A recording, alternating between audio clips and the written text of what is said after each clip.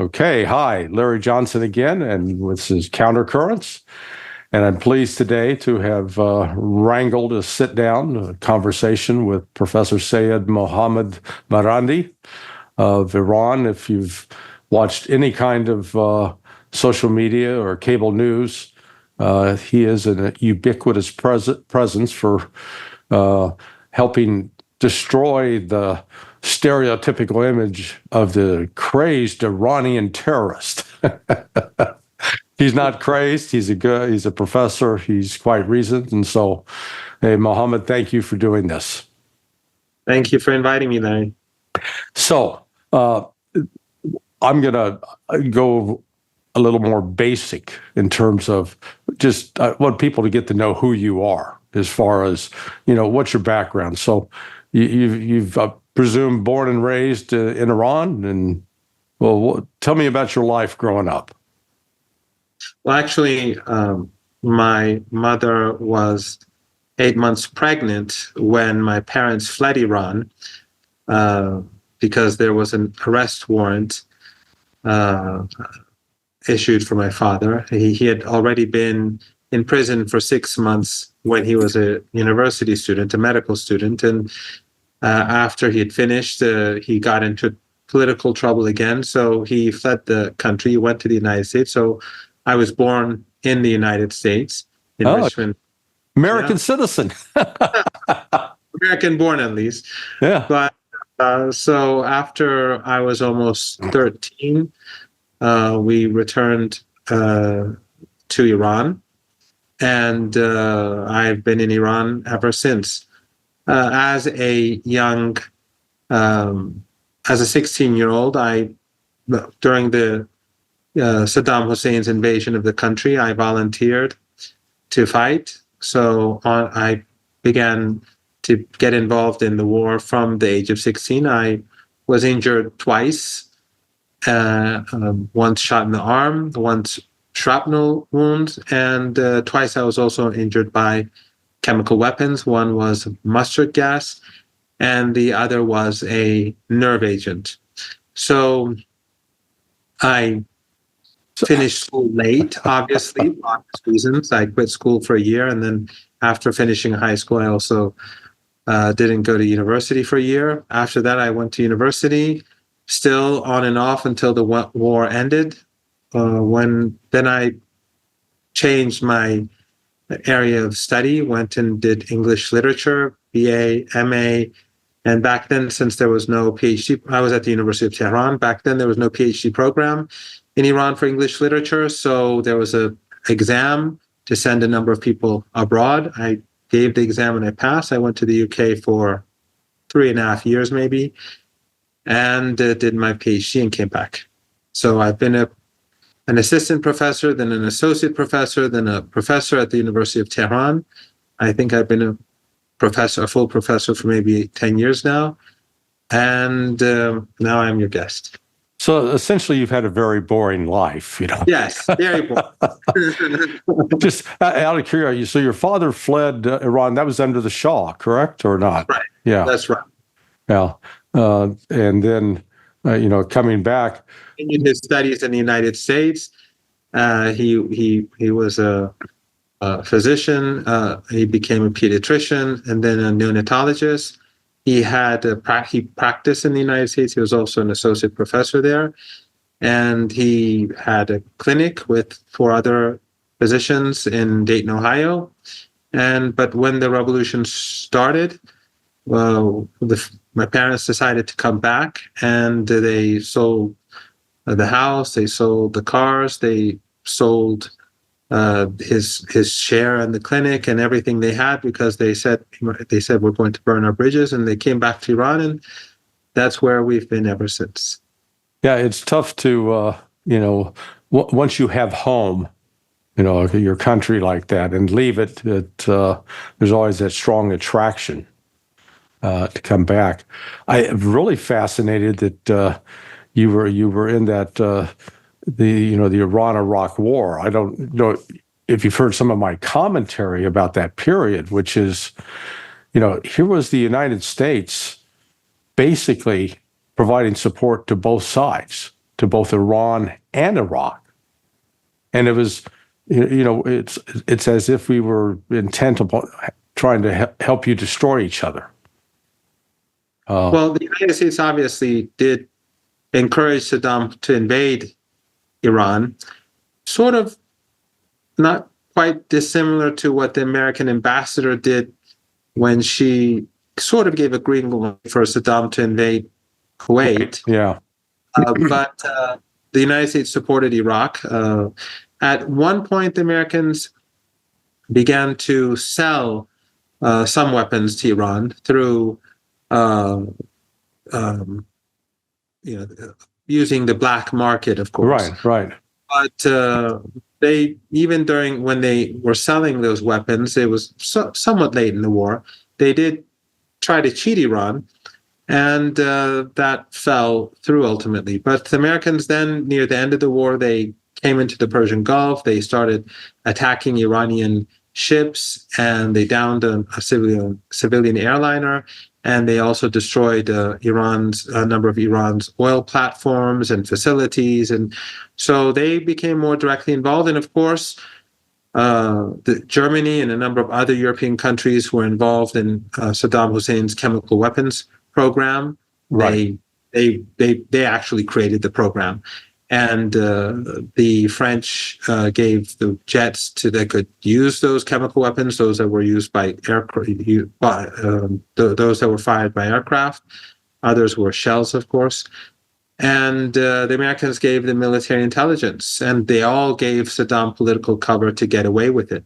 So the United States has been deeply involved in killing Iranians since the coup in 1953, and basically until now, with the sanctions and with the support they give to Israelis carrying out assassination, and through the support of terror organizations that are based inside Pakistan near our border, or based in the Kurdish areas of Iraq, and the many terror groups that are in Europe, especially the MEK, which has bases across Europe and North America, and a major camp in Albania.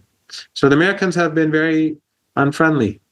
You mean we're a state sponsor of terrorism? Yeah. How dare you say that? I mean, you're an American. Why do you hate America? It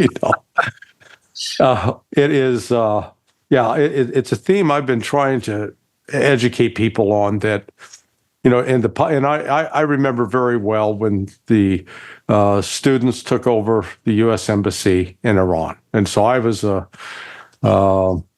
working on a PhD at the time at American University. And so I lived in Washington, D.C. And I remember driving past the Iranian embassy, shaking a fist and, honking a horn, because how dare they? Because at the time I really didn't know the history, hadn't really studied it, and assumed that, here we are out there minding our own business, and these Iranians just hate us for no good reason. They hate us because of our freedom. I mean, it's understandable, because back then the means for gathering information were limited to mainstream media. It was very difficult for people to get alternative information, even though back then mainstream media wasn't as terrible as it is now, but it was still very one-sided. Back then, there were more owners, there were more local media, and some of the local newspapers back then were independently owned, unlike today. You could find some good things now and then, but in general, it would have been very difficult for Americans to gain really objective information about Iran. And in fact, the best memory I have of this during the revolution, and how upside down the narrative on Iran was when I watched I saw a cartoon in the newspaper. It was either a weekly, like the Time magazine or Newsweek, or a newspaper like the New York Times. It was in color, so I think it was probably Time magazine or Newsweek, but I'm not sure. But it showed Ayatollah Khomeini in a bathtub and bathing in blood. And this was when the Shah's soldiers and troops were gunning down people on the streets in Tehran and other cities. In one bloodbath on which was Black Friday, a huge number of people were murdered in Tehran. So when I saw that, even though I was only 12 years old, it was stunning because the revolutionaries were protesting on the streets without any weapons, and he wasn't telling them to shoot at the army, and he was calling for peaceful protests, but he was the one in this particular media outlet, which I don't remember which one it was, that was bathing in blood rather than the Shah or the Shah's backers. So that upside down narrative, when it's the only thing you hear, it's, I think, understandable that many Americans would have felt that way. Well, yeah, because the takeover of the U.S. Embassy was it was a transformative moment here in America, and I don't think we've ever gotten over it, candidly. It is one of those things that created this group perception of Iran, and that I hope it goes away someday, but that led to the creation, Ted Koppel's career with Nightline. He started day 365, and it was, years later, I ended up doing the Nightline program, well, probably 15, 20 times. But it created this image of, these crazed Islamists who were busy tossing homosexuals off the top of buildings and just wreaking violence for no good reason. And then we had the bombing of the U.S. Embassy in Beirut in '83 in April, I believe it was, and then followed by the bombing of the Marine Barracks, or we call it the Marine Barracks, and Beirut. and Beirut, and the emergence of Imad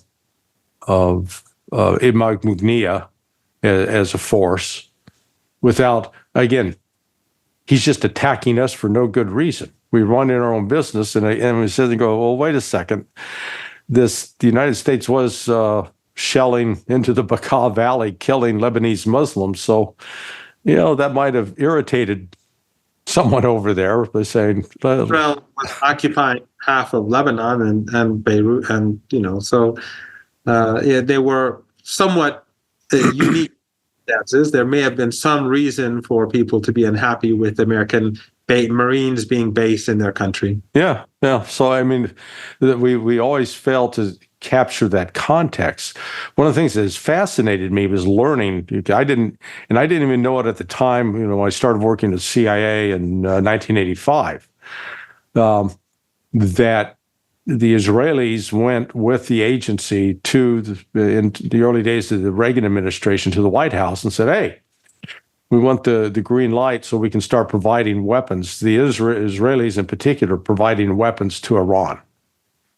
And Reagan administration said, okay, they gave the green light to that. So, for at least up and through 1987, 88, even a little bit after the Iran-Contra affair blew up, that Israel was actively arming this terrorist Islamic State of Iran. Well, Iran wasn't actually dealing with the Israelis. The Iranians didn't know that.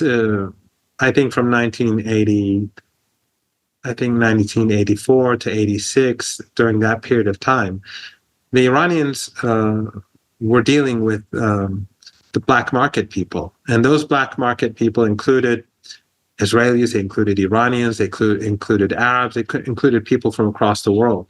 One of the famous arms dealers was an Iranian, in fact. And the Iranians actually stopped at one point, when they discovered that some of the weapons and ammunitions, ammunition was coming from Israel itself, because there were Israeli markings on it. So the Iranians believe so, and one reason why the Iranians didn't discontinue trusting. Well, they didn't trust the Americans, but the Americans were trying to say, "Look, let's talk, and we'll help you out, and we'll work together." And so the Iranians let them, because the Iranians were buying arms anyway on the black market. And then when the Americans sort of stepped forward, the Iranians wanted to test them.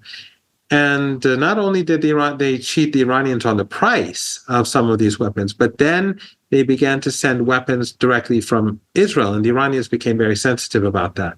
And they pulled back. And even there, the Iranians saw that the Americans weren't sincere, because instead of having a bilateral relationship, the Americans wanted to bring in the Israelis. So the Israelis and the Americans were working together, but the Iranians did not know that the Israelis were involved. And then when they discovered, they pulled back. But again, it just shows that even when the United States when the United States speaks about cooperation, they are not being honest. They're not, they're not open, and they're not clear, and they're trying to cheat you. That's what they did with the JCPOA. The side, they negotiated in good faith. I think they were a bit naive, but in any case, they negotiated in good faith, and the Americans from day one began to violate the deal. And ultimately, when Trump came, he tore up the deal. But it didn't begin with Trump. Under Obama, the United States, as time went by, they just increasingly the violations were greater and bigger, and they never implemented their side of the bargain. Or, for example, after the Iranians cooperated with the United States over those people who attacked the United States on 9/11 in Afghanistan, Iran was immediately called an axis of evil.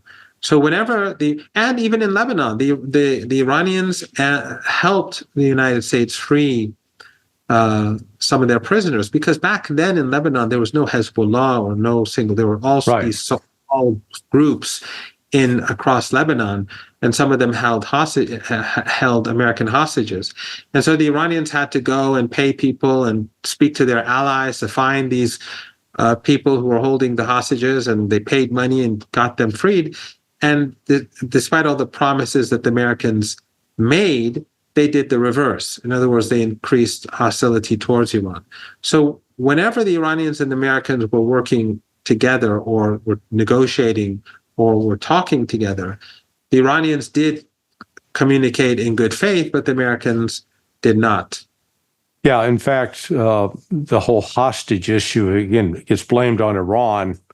And my understanding, I was involved at State Department of the Counterterrorism Office when when they were released. And so I had some involvement with it, as they're trying to figure out who's behind this, who's doing it. And it turns out that this group Amal, who is basically an organized crime group, they were doing a lot of it for money, and Iran was getting the blame.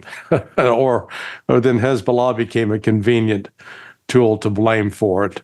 And also during the hostage, the embassy takeover, usually when we speak to Americans who are close to power and to the political establishment, or a part of the political establishment, they talk about the embassy takeover as if that is the beginning of history. Just like when the Israelis speak about October the 7th and they fabricate the claims of rape and so on. Right. The embassy takeover was actually the people who took the embassy are now called the reformists in Iran. They were back then the most critical of the West, and they were the ones who more or less took over the embassy. The people who are now more liberal and more Western oriented in Iranian politics. But that aside, after the revolution, Ayatollah Khomeini, or Imam Khomeini, in an interview, I think with ABC, but I'm not sure. I'll have to check on that. Or maybe one of your viewers could look it up and put a comment down below. But he said that if the Americans treat Iran with respect, we would be willing to continue having normal ties with the United States. So even though the United States carried out a coup against Iran with the British, even though they installed the Shah, even though they created the secret police, the Savak, which would kill people under torture, do exactly what the Israelis are now doing to Palestinians. Yeah. The footage, and I don't want to describe it. And then even though when right after the worst bloodbath in Tehran, Black Friday, during the months of revolution, the day after, Carter contacted the Shah and gave him his full support. So despite all that and the U.S. role in preserving the Shah and the bloodshed in Iran, still Ayatollah Khomeini said after the revolution that we would prefer to maintain normal ties if the United States behaves reasonably. But the U.S. Embassy from day one began to undermine the new government. They were speaking with terror groups. They were speaking with separatist groups. They were coordinating these organizations together. They were cultivating people in the administration. They were trying to bribe people in the administration with some effect in the new government. Giving scholarships to their kids and that sort of thing. It's a very old information. I have to go back and look these things up, but some of it is in the embassy documents that were published by the revolutionaries and the students who took over the embassy. So it wasn't as if things began with the embassy takeover, but again, when it comes to dealing with adversaries, the United States likes to forget, the background. Sometimes become problematic. No, we're like an Alzheimer's patient with nuclear weapons. we can't remember what we did before, but by God, somebody did something to us, and yeah, it is. Well, right now, literally, that's how it is. Yeah, I know. Yeah, I mean, I've used that in the past as a sort of a metaphor, but by God, we've now realized it. We've come full circle, and it's extremely dangerous. And this, the war fever that's in the United States, and that's one of the reasons I try to do shows like this, podcasts, and talk to try to, wake people up that, to quote the quote from the L.A. riots, can't we all just get along? That's right. Yeah. There is a way I think that we can find some peace and a way forward. So let's. Unless the FBI shows up at your house or something. Yeah, I tell you what they did to Scott yesterday is just outrageous. The double standard here of accusing Scott of being a foreign agent, and I've known Scott for about 20 years, and nobody can pay him to spout an opinion. He's got his opinions, his beliefs. He's very strong and passionate in those. And the notion that he would be out carrying water for Russia or for anybody else is just laughable. And he's really, by speaking out like he has over the years, he's paid a real price and still paying. Not stupid. He's not stupid. He knows that these people are watching him. Why? I mean, even though he's exactly what you say he is very opinionated. He doesn't need anyone to ask him to. He'll say his opinion, and he's very short about it. But even if we didn't know all that, we all know that someone like him would be closely watched. And why would he do such a thing? This is just to intimidate him and to silence him and to silence critics of U.S. foreign policy. And I think it's going to have the blowback that instead of silencing him and trying to erase him from the public arena, it's going to make him more popular or more. He'll garner more attention. I think so. In fact, I've had this belief for quite a while that the United States, as it declines, it's becoming increasingly irrational, and it's hurting itself more than before. In the past, it wouldn't make the foolish mistakes that it's doing now. But it made many mistakes, But right now, the behavior of the United States when it comes to Ukraine, when it comes to Iran, when it comes to China, when it comes to the region, is so flawed, the way in which they formulate policy, that to me it seems like there are people in government in the United States that want to bring the United States down, who want to weaken the country both from within and without. But Yeah. that's I think declining empires are like that in general. Well, and I think we're also seeing this phenomena of the people, say, in Iran that haven't traveled. They haven't had your experience of being raised in the United States for a good portion of your life, or living in the UK. So you understand. You have some firsthand experience understanding, if you will, the American mind. But I encountered this phenomena when I was teaching for the State Department's Anti-Terrorism Assistance Training Program. We had a senior crisis management seminar, and this would bring officials, police and government officials from one country to the United States for a seminar on crisis management. And I always did the brief on terrorism, and then I did the human rights lecture, basically, hey, don't pull out fingernails. And this is right after the 2003 invasion of Iraq. And it didn't matter whether they were from, Colombia or Thailand or Cyprus. I mean, so we did over 60 some countries in this. They'd come up to me and they'd say, okay, what's the United States really, what's the end game here in Iraq? What are you really trying to do? They always assumed that we were playing three-dimensional chess. The United States had this grand strategy, and we're making this move and that move, and it was diabolical, and they're trying to figure out what we're doing. And I said, no, we're really that stupid. We don't. People think we've got this big objective at the end, and I've never seen that kind of strategic planning in my experience, both at CIA and then at State Department. It's been very much more sort of transactional, or reacting to a circumstance without thinking through what the consequences are.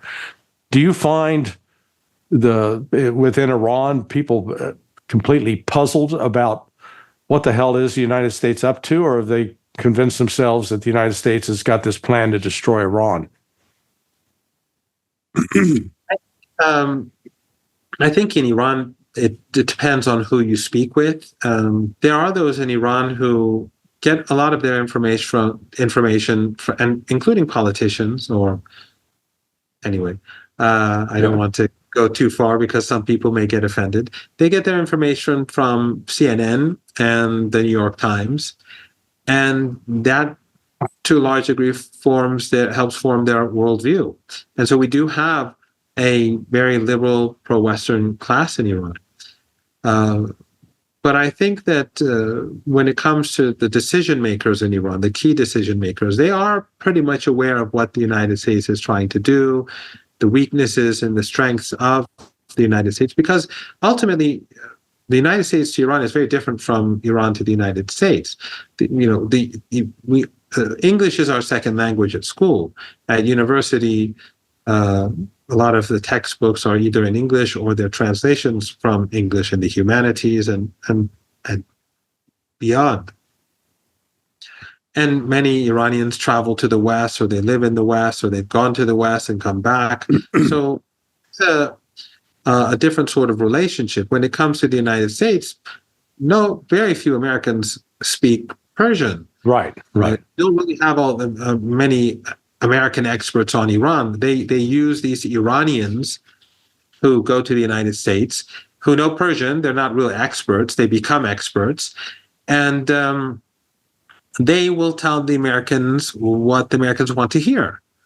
Because if you want a job at a think tank, you're not going to say, well, the Islamic Republic of Iran is actually legitimate and they have elections which are democratic and they are a source of stability in the region, and they're opposing Israel, which is because it is an apartheid and ethno-supremacist regime. If you say that, you've lost your job.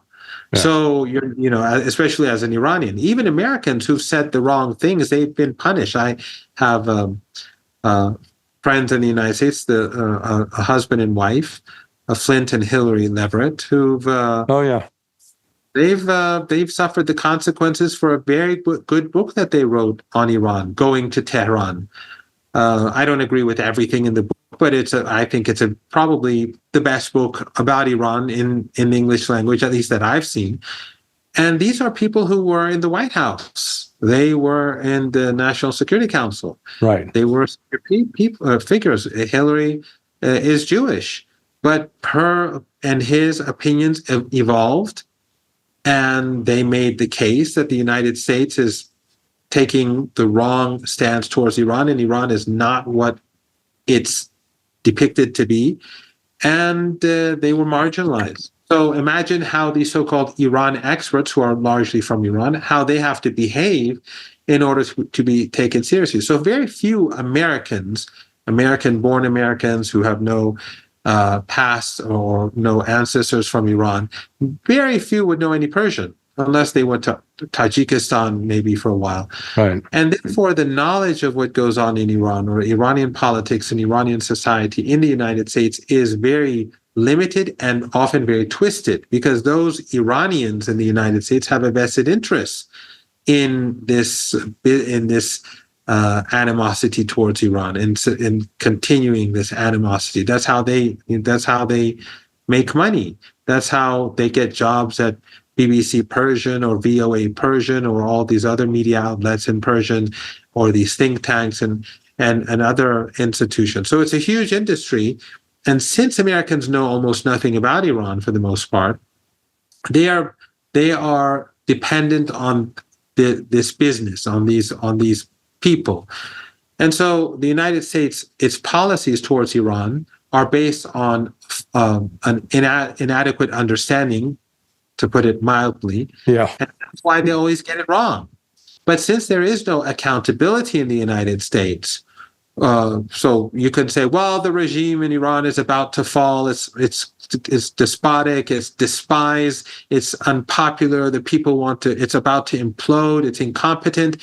And then it doesn't implode. It doesn't collapse. And then 5 years later, no one says, well, so-and-so, you made this analysis.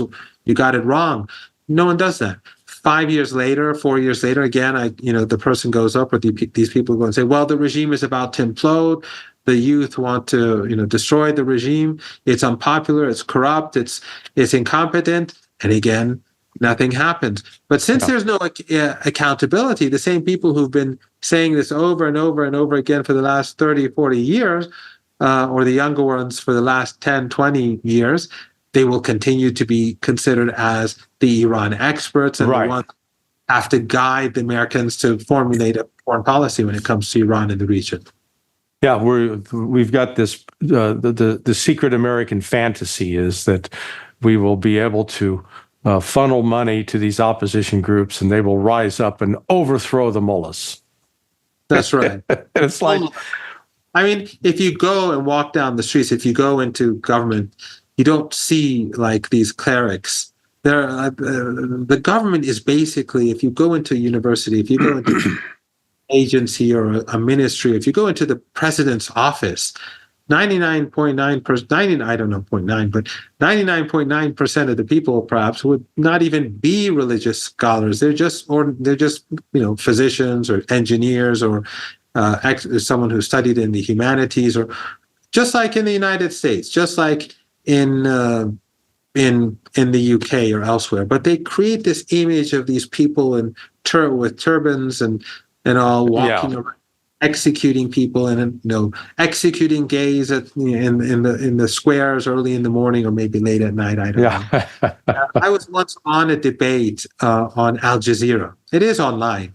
And then this Iranian, one of those Iranians who's in the United States, I don't want to name him, but people can figure him out. He wrote a book on Iran, and he was saying on the show that yes, they execute people early in the mornings. I don't know, to to make people recognize who's in charge or something like that. This was a long time ago, but it's online. Yeah. I said, look, I've been living in Iran all my adult life. I've been in Tehran since I was a child. I've never seen a public execution. How is it that I've never seen a public execution anywhere in Tehran. But the way in which he frames this, this as it's as if like this is the reality of Iran. So those people in the United States, they don't hear my voice. They don't hear the voices of other Iranians. They hear people like him. Yeah. And to be very blunt, if an Iranian goes to the United States and wants to, criticize this, they can get into a lot of trouble. I mean, right now you see how people, Jews protesting against Israel on campus, they can get into a lot of trouble. Oh yeah, they're anti-Semites. Yes, they're anti-self-hating Jews and all that. Evil people like Blumenthal or or Aaron Mate and many others. Yeah. Well, and Jeffrey Sachs and exactly. Or Norman Finkelstein, he's a favorite too. Professor Mearsheimer nowadays. Yeah. So as an Iranian, imagine like if an Iranian went to the United States and wanted to live there and get a job, is he going to go and say, no, these are myths, or Iran is an ordinary country, or it's a normal country. It has its own values. You're supporting a genocidal regime, and Iran is opposing the genocidal regime. That person will lose their job. So there's you have to be very courageous to stand up to power, just like people like yourself or Scott or others. It's not easy. And I'm not saying people don't do it, but for Iranians, it's been very difficult ever since the revolution. Yeah. So many ordinary Iranians in the United States just stay out of politics. And most of the Iranian community that I know of, they're just apolitical. They just, they get on with their lives. Well, one of the, while Iran is consistently, and in my view, well, not my view, hell, it's the facts, portrayed as the worst terrorist sponsor in the world in this terrorist state. The reality has been that, here was the United States.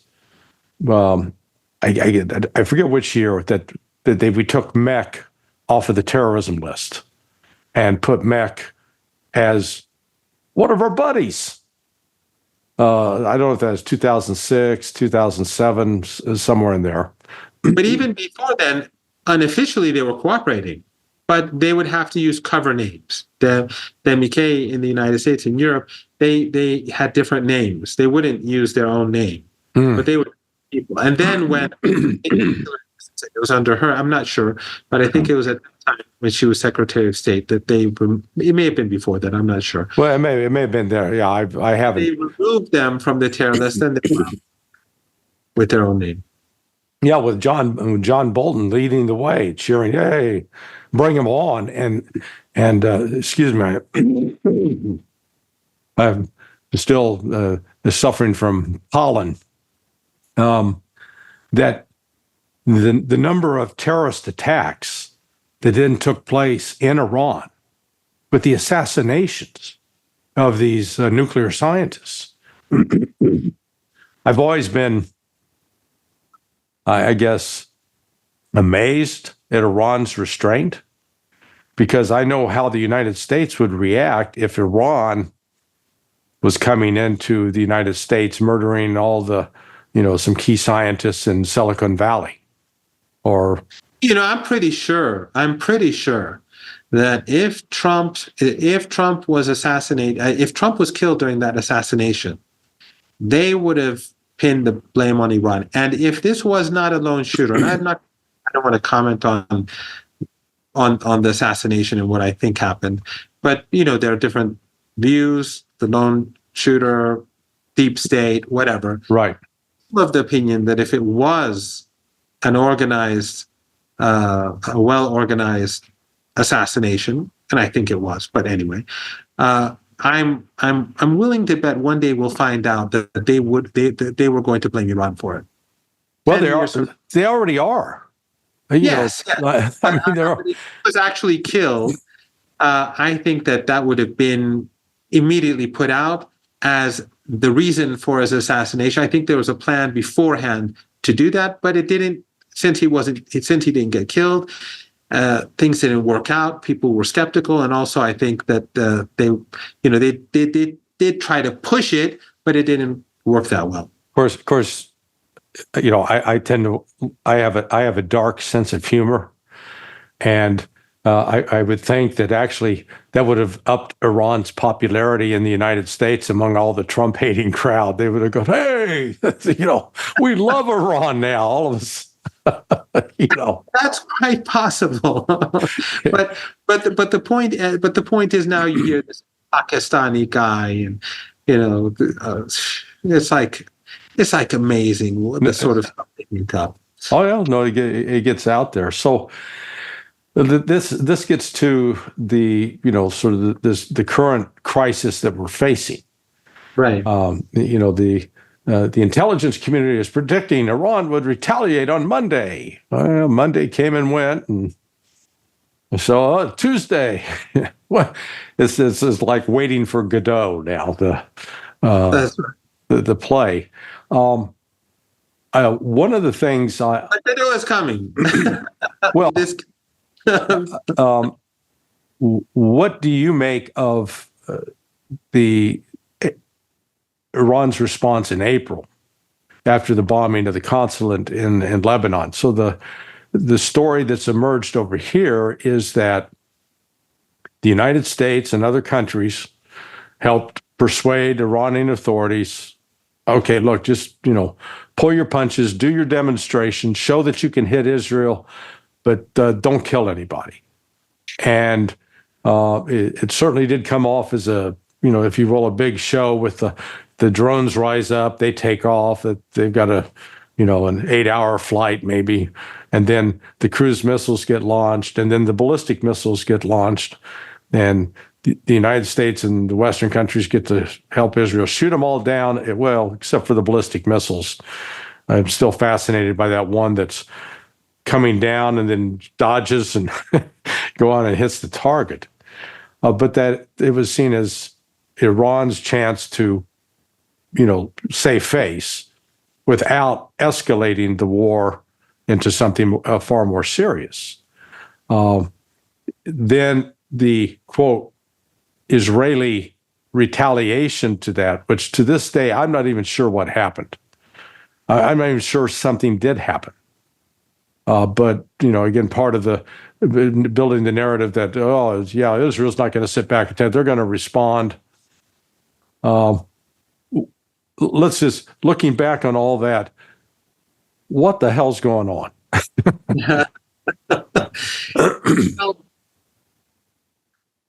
In April, when the Israelis bombed the consulate in Damascus, the Iranians said they were going to strike back, and a lot went on behind the scenes. And obviously I don't have access to secret information, but a lot went on. And my assumption is that there were promises given, and so what the Iranians did was they carried out an attack with roughly 300 very old drones, first generation stuff, drones that they really needed to get rid of, and some old missiles, except for a handful of more advanced missiles, which all got through. So they fired these drones and missiles, which for Iran really had no significant cost. Right. And they forced the Americans and the Israelis to fire everything they had. And I think combined, they spent roughly $4 billion bringing down the drones, and mostly drones, but some missiles, older missiles. But I think the important thing for the Iranians was the intelligence that they gathered. In other words, first of all, for the first time, they attacked Israel. And that was important because until then, Iran never really had an excuse to strike at Israel. Right? If the Israelis killed an Iranian somewhere in Syria or somewhere else, and the Iranians launched drones and missiles, there would have been outrage in the Persian Gulf region. Governments would have protested, and it would have been very difficult. But after what the Israelis did, the Iranians said, okay, our policy has changed. We strike Israel back. And from now on, whenever the Israeli regime does anything against us, we strike them directly. So now the Iranians, the region sort of recognizes that Iran can do that and will do that. The Israelis stopped attacking Iran. And during these last 2-3 months, I think Syria has played a very important role in strengthening Lebanon and the resistance, and not just Hezbollah, but the rest of the resistance, because the Israelis did back down. Right. But, and I should also point out that the reason why the Iranians announced that they were firing those drones, and because some people were saying, well, why did Iran give the Israeli regime the heads up? That's not really an accurate accusation. Those drones it was going to take hours for them to get to Israel. Right. And they would have known that Iran has fired these drones. So why not announce it and create fear and concern in Israel hours before the missiles and the drones, or the drones in particular, arrive? So if they don't announce it, they're low flying and old drones. The Israelis, within at least the Americans, within a very short period of time, they would find out and pass it on to Israel. And I should add, by the way, that almost everything that Israel does against Iran is with American intelligence. This are incapable of doing any real damage to Iran on its own. Whether it was the cyber attack on Iran's nuclear program many years ago, right, it was a joint operation, but it was really an American-led operation, or whether it was the assassinations. Even if the Americans were not involved in the assassinations, they were the ones who were providing the intelligence. And I might add that European embassies in Iran, they have been always involved in intelligence gathering for the Americans, and of course the Americans are with Israelis. So, and embassies surrounding Iran and in neighboring countries. But all that aside, when the Iranians fired those drones, it was going to be clear that within a short period of time, the Americans would know, and they would inform the Israelis. So the Iranians thought it would be more dramatic for them to announce it themselves. And for hours, it was top headlines across the world. So the Iranians did attack Israel. So that was a first, directly. And they forced the Israelis and the Americans to spend a lot of money. And better than I that these surface-to-air missile defense capabilities are very expensive, or air-to-air defense capabilities are very expensive, and they are badly needed in Ukraine as well. And they're limited. They're limited. So that puts the Israelis and the Americans in a very difficult position for future conflict. Now, I think all that's important, but the most important thing is that Iran gained a lot of intelligence through the attack, because the Americans and the Israelis and the French and the British and the regional countries, the U.S. Air Base in Turkey and the Incirlik Air Base in the Persian Gulf, their bases in Doha and in Bahrain and elsewhere, all of these were... In Qatar. Yes, in Qatar. And all of these were being used. And of course, Jordan was, allowing the Americans access to its airspace to do what it needs. Whereas, while the Jordanians were helping to bring down Iranian drones and missiles, the Jordanians would always allow the Israelis to fly over their airspace and bomb Syria.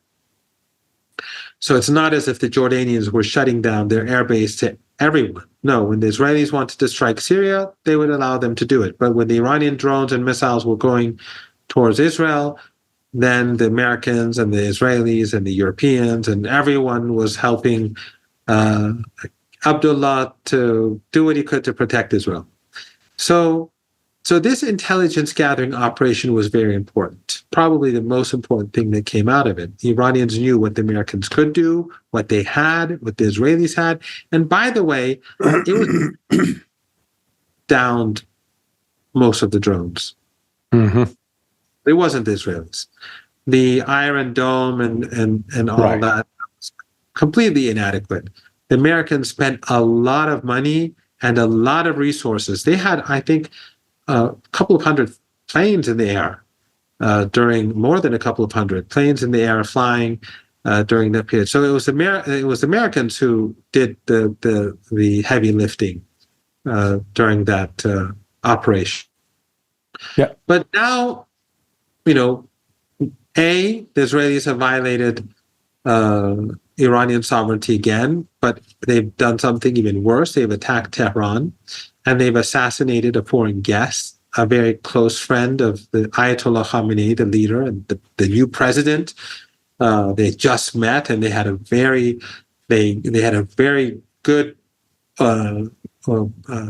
relationship from the very beginning of the presidency. And the president gave a very strong pro-Palestinian speech during his inaugural speech. And Ismail Haniyeh was very close to, and he was a household name in Iran. And he is, of course, a household name in Iran. And that's why when the funeral took place, you saw millions of people come to the streets in Tehran. Yeah.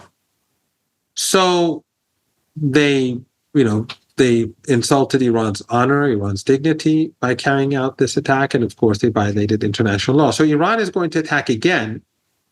But the difference this time around is that the Iranians are saying, look, last time we narrowed down the attack. True, we gained our intelligence. True, we forced the Americans and the Israelis to use up their very expensive missiles. But that wasn't, obviously, the deterrence didn't last. It only lasted a couple of months. So this time around, we have to make the Israelis regret what they did. Yeah. And while I do believe that many Israelis, at least people in power, in the intelligence community and in the military, they are against what Netanyahu is doing. And they know that Netanyahu is dragging the regime down. But Netanyahu does not regret it. And the people around him don't regret it because Netanyahu wants to expand the war because he's lost the war. He's lost in Gaza. He's lost on the border with Lebanon. He's lost in the West Bank. He's lost in the Red Sea. He hasn't been doing the fighting, but the Americans have on his behalf. So he's lost on all fronts. And of course, he's lost in the eyes of the international community any credibility as a legitimate regime because people see the rape, people see the daily massacres, and so on across the world. So it's been a complete catastrophe for the regime. But Netanyahu, instead of ending the war, he wants to continue it for his own personal interests, as you know. And as but one of I disagree with you though on one point. I think there are far more Israelis, the Zionist crowd, that actually believe that they're winning, that Israel's military is impossible to defeat. And I'm not talking, sort of the guy off the street that, is really not plugged into world affairs. I'm talking some people that, without, going into their names and relationships, some that are in touch, that here in the United States, that held very senior positions in the U.S. government, that are in touch with the very senior people in the Israeli government, and they really genuinely believe that they can go bomb Iran and you guys are going to curl up into a fetal position and cry and beg for mercy because you just can't stand it. And I agree. But what I'm saying is that there are a lot of people in the military and intelligence community in Israel that are more realistic. But I do agree that there are... I hope there's some more. Because I used to believe, like you did, that there were maybe a few, but then you keep hearing some of this these stupid crazy talk. Yeah, just the crazy talk. To the point that they're talking about using nukes. So when I saw your ambassador to the United Nations, his speech before the UN Security Council after the assassination of Haniyeh, I was struck by he basically said, "Hey, you've got this international rules-based order, and you never enforce it. You never apply it to Israel. You only apply it to other people when it suits your convenience, and you want us to abide by that international rules-based order that you yourselves won't enforce. you can prevent this from going in a bad direction if you'll simply enforce it. But if you don't do that, we have the right under Article 51 to defend ourselves, and we will defend ourselves. And I don't think most people over here in the States picked up on that and understood it. Because I said, Iran's not kidding around. They're not playing. And yeah, I think that most Americans, they are trying to convince themselves that nothing will happen and Iran will not hit hard. I think that they're going to have to learn a hard lesson. We'll see. I mean, I'm not a decision maker in Iran, but I think I know enough about Iran to be convinced that the strike this time around will be significantly more destructive for the Israeli regime than the April retaliation. Yeah.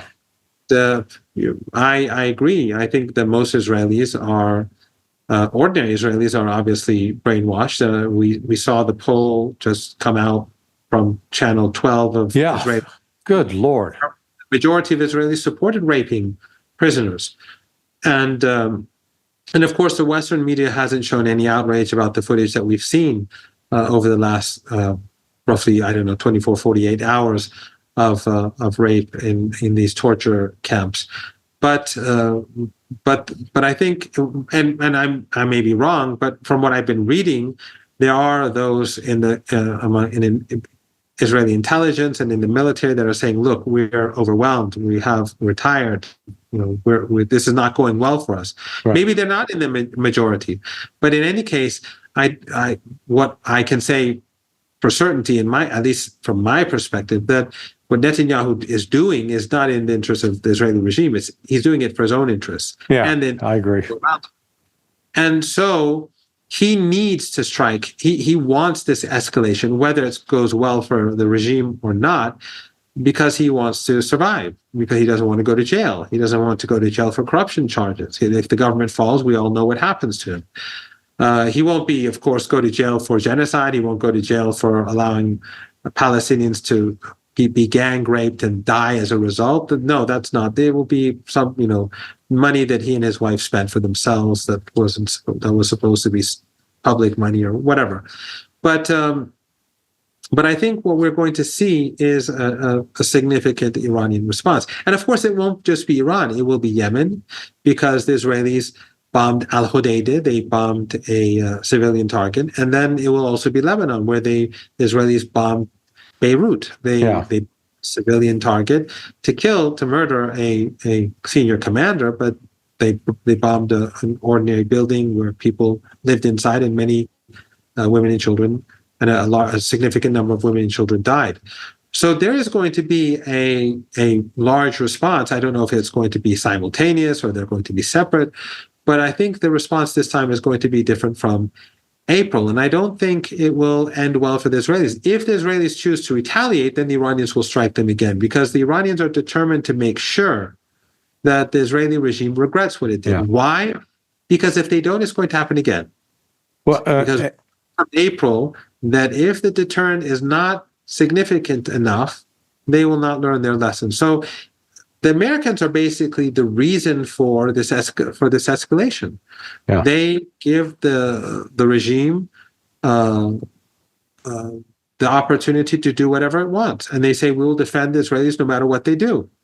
So the only way that other countries, in April, when the Iranians took this issue to the UN Security Council, and in the UN Security Council, the French, the British, the Americans, and I think the Germans, I'm not sure if they were in the council, I should look that up, they all prevented condemnation of Israel. So imagine the Iranian consulate was bombed, something that's unprecedented in contemporary human history. There was only one case where the Chinese embassy was bombed in Serbia, the old Yugoslavia, and 3 people were killed. But the Americans back then said it was a mistake. The Chinese don't believe that, but the Americans said it was a mistake. The Israelis attacked the Iranian consulate, killed 12 people, murdered 12 people, and then the UN Security Council, in this council, the Americans, the West basically says, no condemnation for Israel. So they are the ones who are responsible for this escalation. And the Iranians, in order to stop this,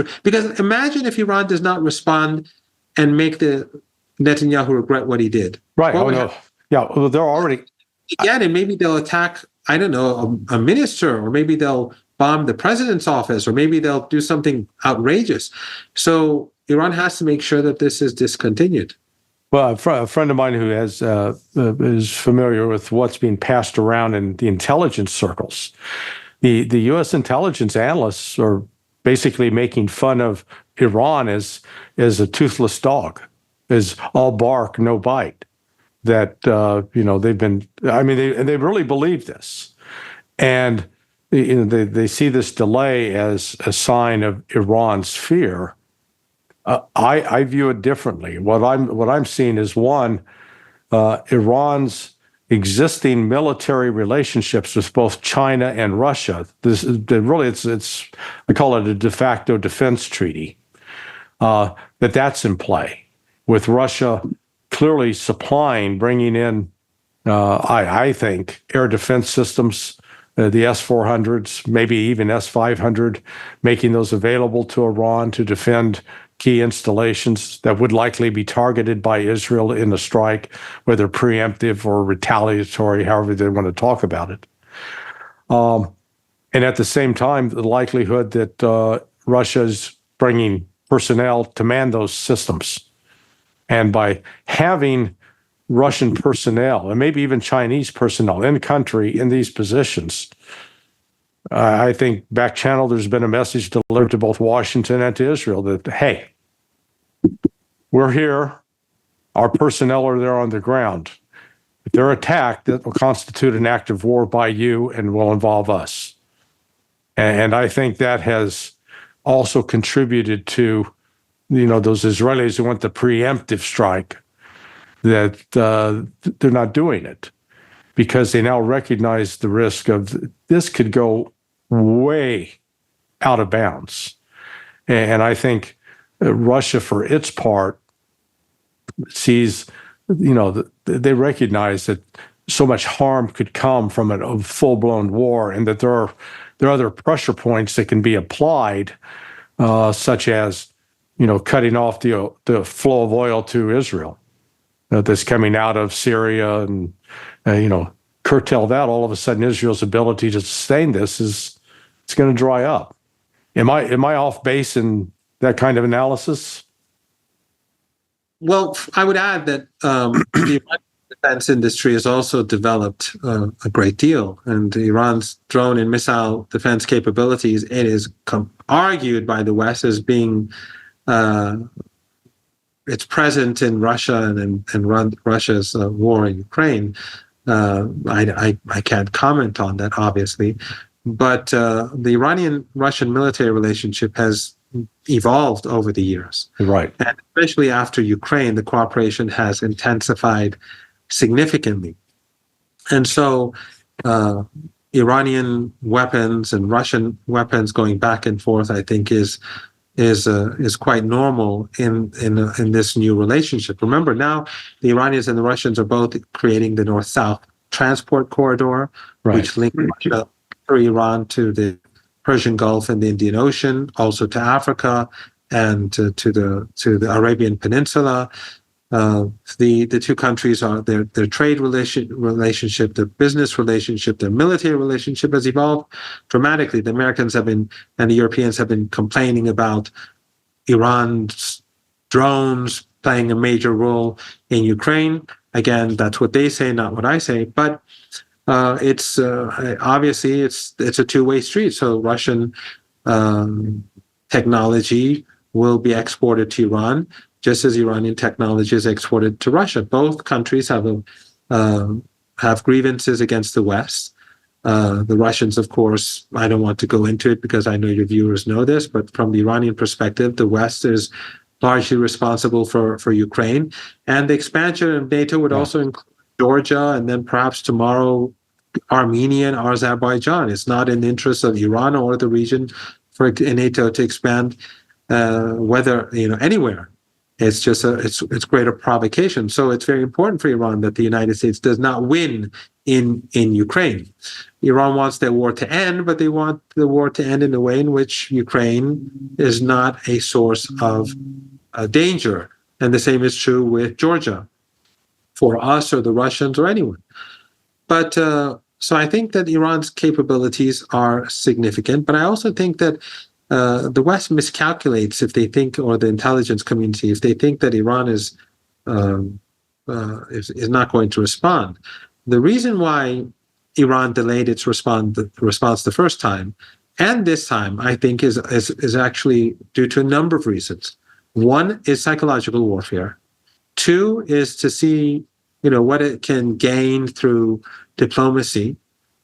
And three, also to reassure its friends and allies that Iran is not the aggressor, because the whole of the global South is siding with Iran. It's not just Russia and China. Right. The whole global South the West is really isolated.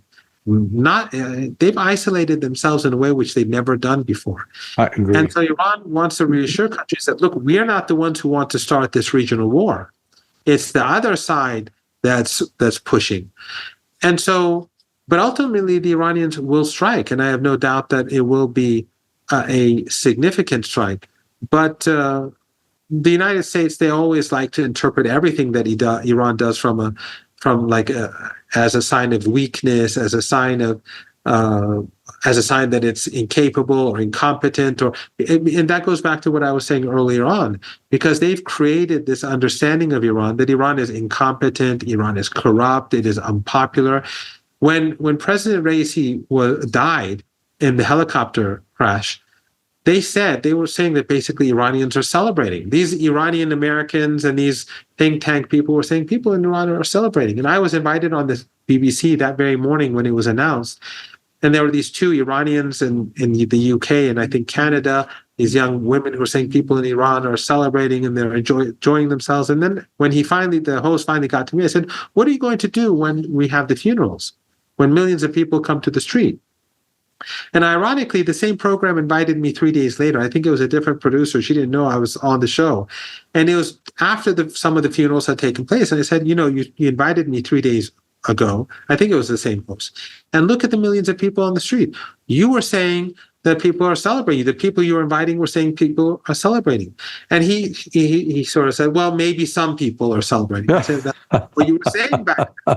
And this is exactly the problem. Yeah. They miscalculate based upon this Iran imaginary Iran that they've created in their heads, and based on this latent knowledge, this latent Orientalism, and therefore they always get their analysis wrong. If Iran is so weak and vulnerable, then why is it that with Iran's help, obviously, the resistance in Gaza has prevented the Israelis from taking over Gaza? 10 months of genocidal warfare.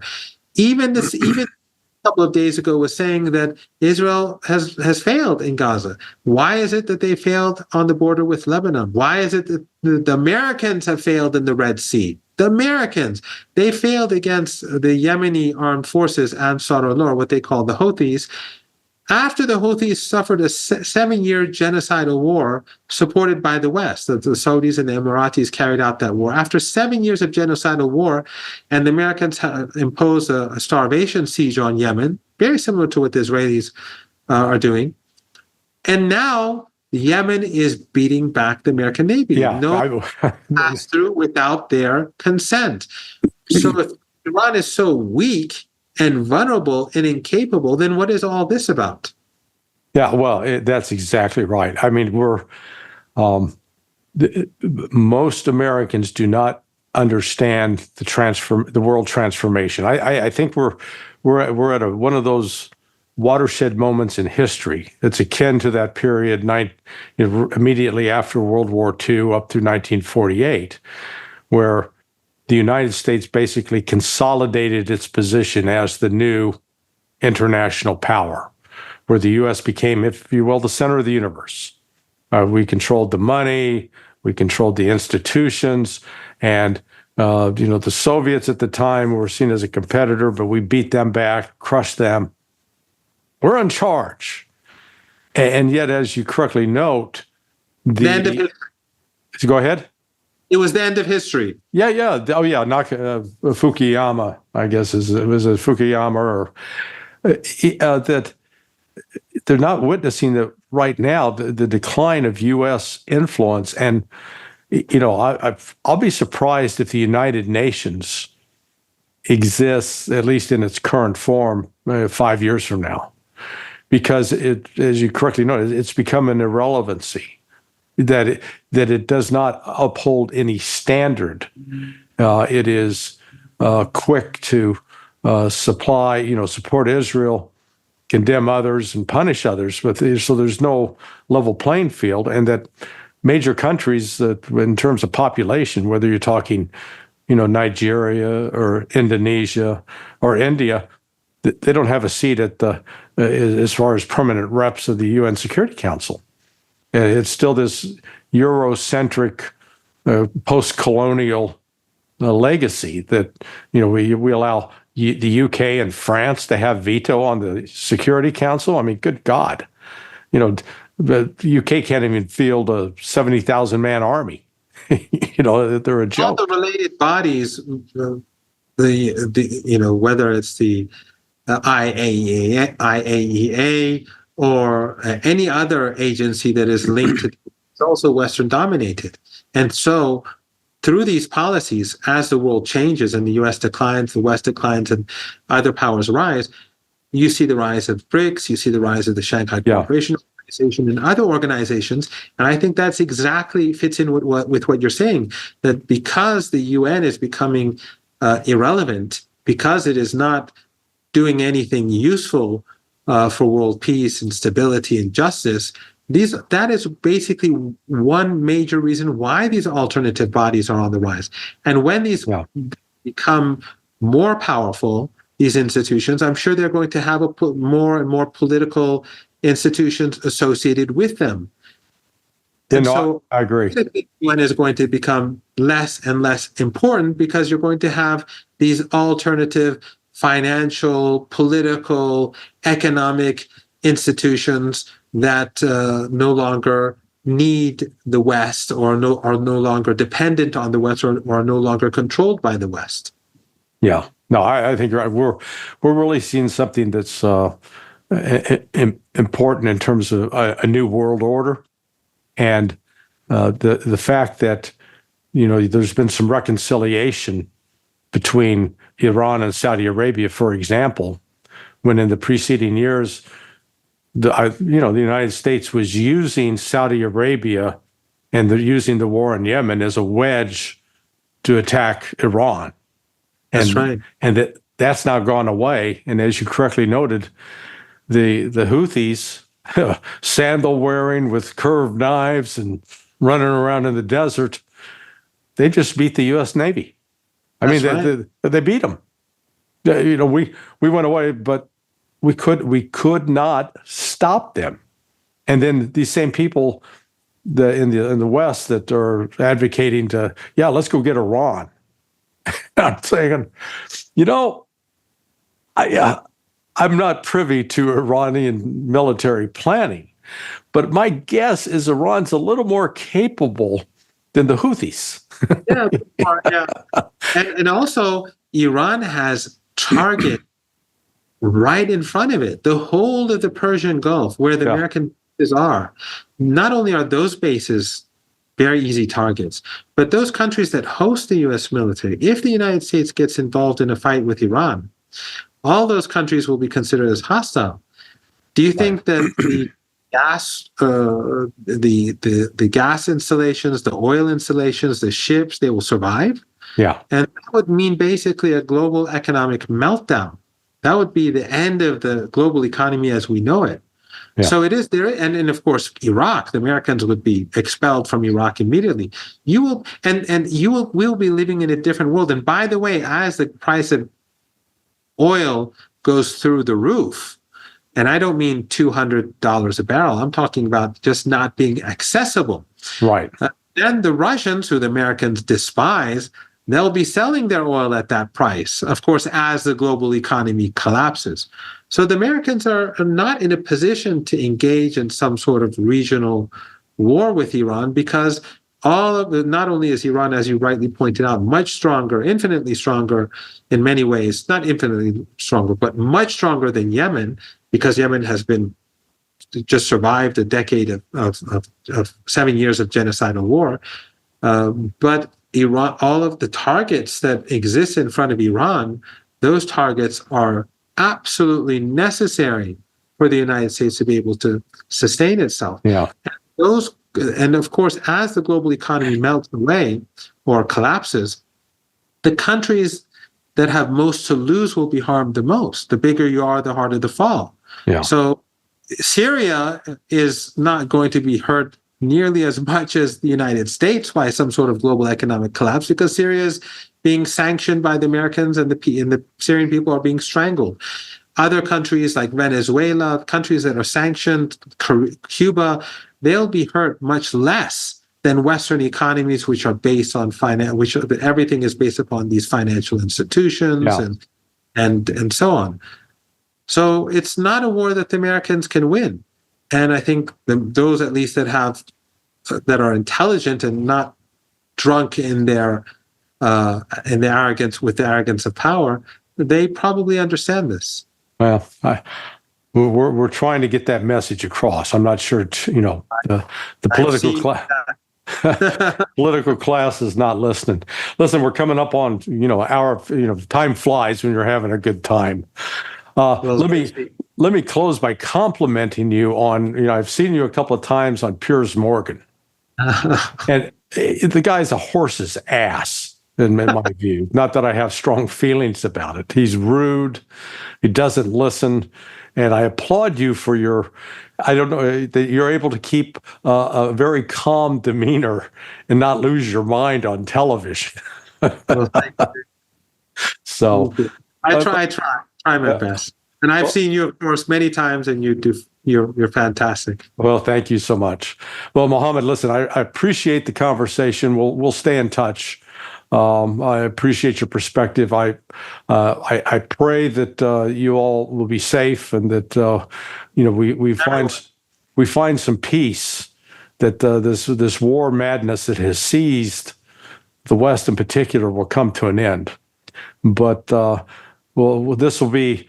This will get edited. We're not going to edit the content of they'll edit the opening so they're not staring at my belly as I'm standing in front of the camera, and they'll just put an opening to it with the music. But hopefully this will be up tomorrow. So thank you for sitting down, taking time from your day. And this is Larry Johnson closing out Countercurrents. Please like and subscribe and tell your friends about it. And what a great conversation with the professor. Thank you. Thank you, Larry.